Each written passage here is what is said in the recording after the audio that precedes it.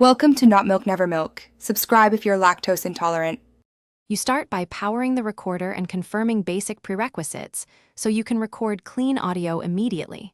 First, charge the battery and insert a formatted SD card. This prevents file errors.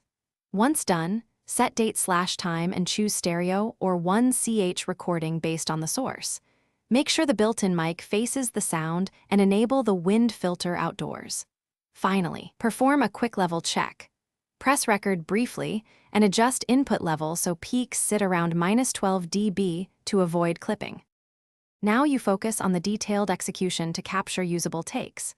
Choose WAV 24-bit/48K HC for high fidelity or MP3 when storage matters. This affects editing downstream. Next, switch to manual gain and use short test recordings to set levels. Lower gain for loud sources, raise for quiet ones. Once done, enable low cut at about 80 Hz to remove rumble when necessary, and plug in headphones to monitor live. Make sure tracks are assigned properly and turn on auto record if you want hands-free. To finish, stop the session and transfer files off the recorder promptly so you free the card for the next use.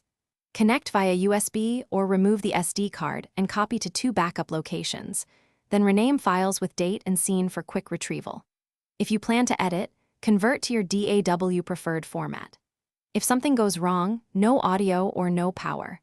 First check battery charge and contacts, confirm the correct mic input is selected, and only then consider a factory reset after testing simple fixes. Thanks for watching. If this was helpful, leave a like and consider subscribing. See you next time.